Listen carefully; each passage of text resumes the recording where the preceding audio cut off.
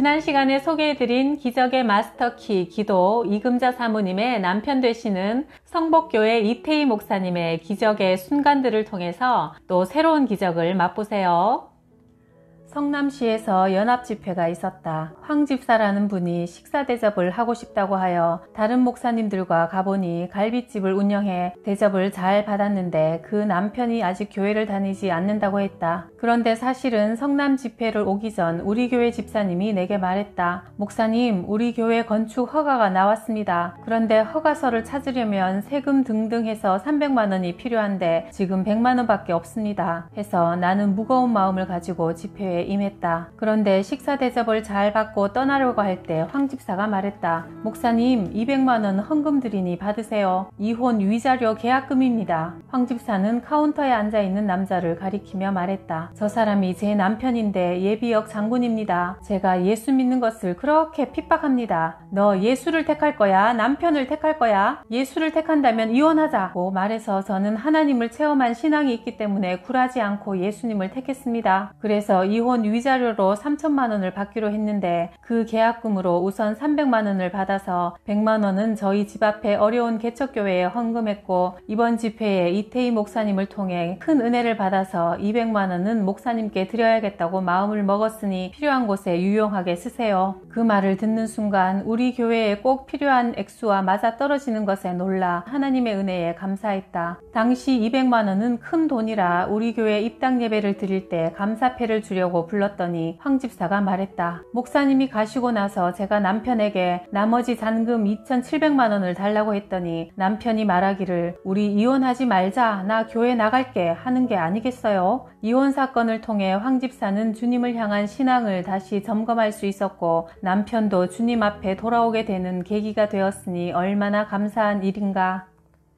오래전 동대문 중앙교회에 집회를 마치고 나오는데 키가 크고 삐쩍 마르고 얼굴이 시커먼 남자가 내 손을 덥석 붙잡더니 눈물까지 글썽이며 말했다. 목사님, 이번에 큰 은혜 받았습니다. 참 감사합니다. 그런데 목사님, 제가 소원이 하나 있습니다. 목사님께 제가 식사 대접을 한번 하고 싶습니다. 그래서 다음날 둘이 가는데 차 댈 데도 없으니 걸어가는 것이 좋다고 한다. 산동네에서 동대문 종합시장까지 내려오는데 엄청나게 멀었다. 그가 순두부 백반집 앞에 발걸음을 멈추었다. 노숙자, 지게꾼 등이 찾는 허름한 곳이었다. 목사님, 저는 고향이 충청도 옥천인데 아내가 3년 전에 병을 앓다가 죽었습니다. 땅도 없고 아무것도 없어 할 수 없이 아이들 둘을 데리고 서울 산동네에 방을 얻어놓고 살고 있습니다. 제가 언젠가는 지금보다 더 좋은 것을 대접하는 날이 올 겁니다. 한번 잡숴보세요. 눈물을 글썽이며 말했다. 내가 물었다. 직업이 뭡니까? 지게꾼입니다. 동대문 종합상가에서 사람들이 물건을 사면 버스나 택시 타는 곳까지 날라주고 2-3천 원 받아서 생계를 이어갑니다. 나는 기도했다. 하나님, 사랑하는 아들이 아내가 떠난 지 3년이나 됐다고 하니 신앙 좋은 새로운 짝을 만나게 해주십시오. 2,000원짜리 순두부 백반을 앞에 놓고 눈물을 흘리며 뜨겁게 기도를 드렸다. 몇 년 후 그 교회로 다시 부흥회를 갔는데 훤칠하고 잘생긴 사람이 고급 레스토랑으로 나를 데리고 갔다. 그런데 낯이 익어 보여 자세히 보니 옛날에 순두부를 대접했던 동대문 지게꾼이었다. 아니, 어떻게 된 겁니까? 다 목사님 덕분입니다. 수동기도원에서 목사님이 집회하실 때 제 이야기를 간증한 적이 있답니다. 마침 그곳에 남편이 교통사고로 죽고 혼자 된 여집사가 참석해서 그 간증에 은혜를 받고 물어 저를 찾아와서 결혼을 했습니다. 지금 우리는 큰 마켓을 경영하며 잘 살고 있습니다. 하나님께서 살아계시기에 간절한 소원의 기도를 귀담아 들으시고 응답하신 것이다.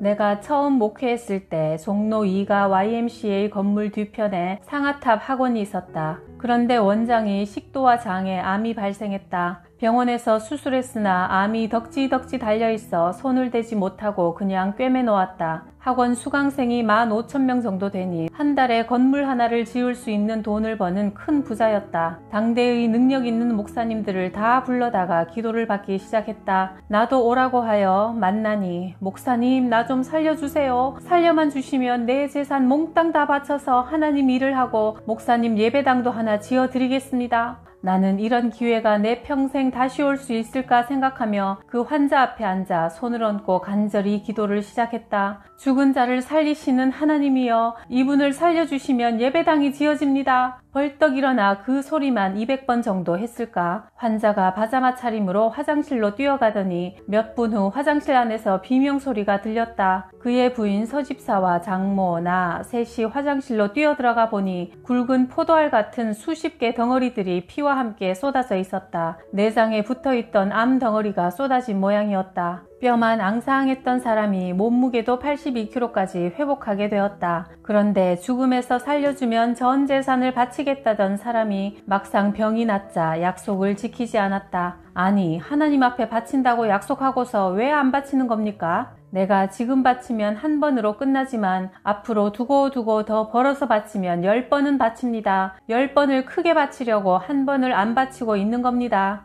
그러더니 11개월 만에 재발되었다. 그 부인이 목사님, 마지막 소원이니 한 번만 오셔서 기도해 주세요. 간청하여 집으로 찾아가니 강남구청 앞에 으리으리한 집이었다. 방 안에 들어가 환자를 보니 불과 몇 달만 해도 체중이 80kg가 넘던 사람이 뼈에 가죽만 씌어져 있고 배만 불룩 나온 처참한 광경이었다. 죽을 사람을 주님의 은혜로 살려놓았더니 다시 이 모양이 되다니 인간적으로는 정말 미웠다. 그럼에도 불구하고 간절히 기도하는데 성령께서 말씀하시기를 이 사람은 인간과 인간 사이에 장벽이 많으니 회개시켜라. 내가 그에게 원수 맺은 사람들과 화목할 것을 강조하자 그토록 심령이 강팍했던 그가 눈물을 쏟아내며 회개를 시작했다. 며칠 후 부인에게서 급히 연락이 왔다. 남편이 지금 운명했습니다. 남편이 이틀 동안 회개하고 기도하더니 오늘 아침에는 몸이 가볍고 기분이 좋다면서 이발소에 가서 이발도 하고 수염도 깎았습니다. 여보, 내가 하나님 앞에 주의 종 앞에 약속하고 서원한 것을 갚지 못하고 떠나니 당신이 대신 갚아주시오. 이렇게 유언하고 세상을 평안히 떠났습니다. 그러면서 그 부인이 내게 3천만 원을 주었다. 당시 300평 예배당을 지을 수 있는 돈이었다. 그 돈을 받고 하나님께 감사를 드렸는데 점점 기도가 이상한 방향으로 바뀌는 것이다. 그 돈을 네가 쓰지 말고 다른 교회에 헌금해라. 주님, 저도 예배당 지어서 많은 영혼을 구원할 것이니 제가 쓰게 해주십시오. 다른 교회에 주어라. 그래서 그 돈은 한월산 기도원 대성전 짓는데 헌금했다. 지나온 삶을 가만히 돌아보면 심는 대로 거둔다는 것은 분명 진리다. 오늘날 그때 심은 것에 1000배는 거둔 것 같다.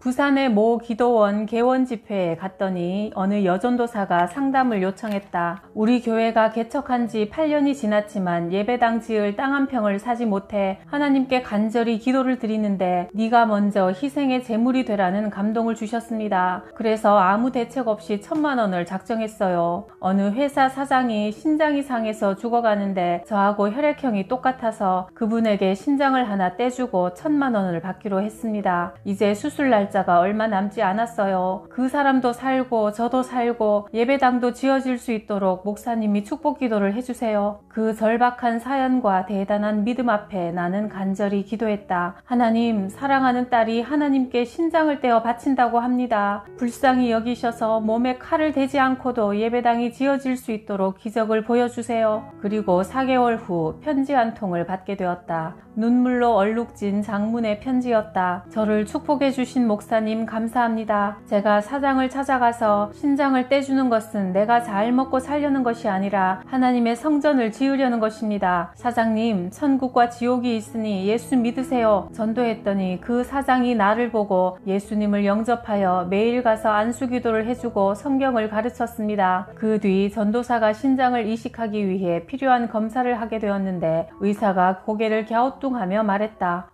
이상하네. 수술을 2주 미루겠습니다. 그러는 동안에도 전도사는 계속 그 사장에게 안수기도를 하며 성경을 가르쳤다. 수술을 몇 번 연기하더니 의사가 말했다. 의사 생활 수십 년에 이런 기적은 처음입니다. 다른 장기들, 위, 간 등은 자르고 떼어내도 재생이 가능한데 신장은 재생 불가능입니다. 그런데 신장이 되살아나기 시작했습니다. 수술은 안 해도 되겠습니다. 목사님, 그때 사장이 나를 붙잡고 방성대곡을 했습니다. 전도사님에게 1,000만 원을 주고 신장이식을 해도 앞으로 수술비가 얼마나 나올지 모르는데 전도사님을 통해 하나님을 만나게 되고 병고침까지 받았으니 고맙습니다. 제가 약속했던 1,000만 원은 그냥 드리겠습니다. 제가 이런 간증을 하며 교회에 1,000만 원을 내놓았더니 그렇게 인색했던 교회 중직들이 건축 헌금을 하여 예배당 지을 땅을 샀습니다. 하나님은 살아계신 분이며 하늘에서 우리를 지켜보고 계신다. 기도한 것처럼 몸에 칼을 대지 않았고 성전을 지을 1,000만 원도 생겼고 그 사장도 하나님을 만나게 된 것이다. 브라질 집회에 갔을 때 브라질 총영사가 가족들을 대동해 나를 식사 자리에 초대했다. 그중 상파울로에 사시는 한 여집사님이 키도 크고 남자들하고 싸움을 해서 져본 적이 없고 남편도 꼼짝 못하는 괄괄한 성격의 여장부였다. 그런데 이 집사님이 이태희 목사님 집회에 가서 은혜를 받고 싸움도 안 하고 사람이 변했다고 소문이 쫙 났다. 총영사도 있고 유지들도 있는 자리라 나는 내심 자랑스럽게 물었다. 집사님, 제가 어떤 설교를 할 때 그렇게 은혜를 받으셨나요? 그러자 여집사님이 눈을 똑바로 뜨고 나를 쳐다보면서 말했다. 저 목사님 설교 듣고 은혜 받은 거 아닌데요? 첫날 목사님이 단상에 올라오셔서 설교를 하시는데 뒤에 사진에서만 보던 아주 큰 예수님이 떡 버티고 서 계셨습니다. 제가 눈을 비비며 다른 사람들에게 목사님 뒤에 서 계신 저 예수님이 보이세요? 하고 물었더니 제 옆에 있던 합동법률사무소를 운영하는 박 선생 눈에는 그 예수님이 보인다고 했어요. 그 이후 정말 하나님이 살아계시는구나 확신하고 제가 변한 거예요. 그때 나는 그동안 설교를 내 힘과 능력으로 하는 줄 알았는데 나는 단지 하나님의 마이크로만 사용되고 있음을 새삼 깨닫게 되었다. 종종 설교할 때 내가 미처 생각지 못했던 말이 성도들을 향해 쏟아지는 것을 느낄 때가 많았다. 내 안에 계신 성령님께서 그때그때 필요한 말씀을 나를 통해 하시는 것이다. 내게 말씀을 주사 나로 입을 열어 복음의 비밀을 담대히 알리게 하옵소서. 에베소서 6장 19절 말씀.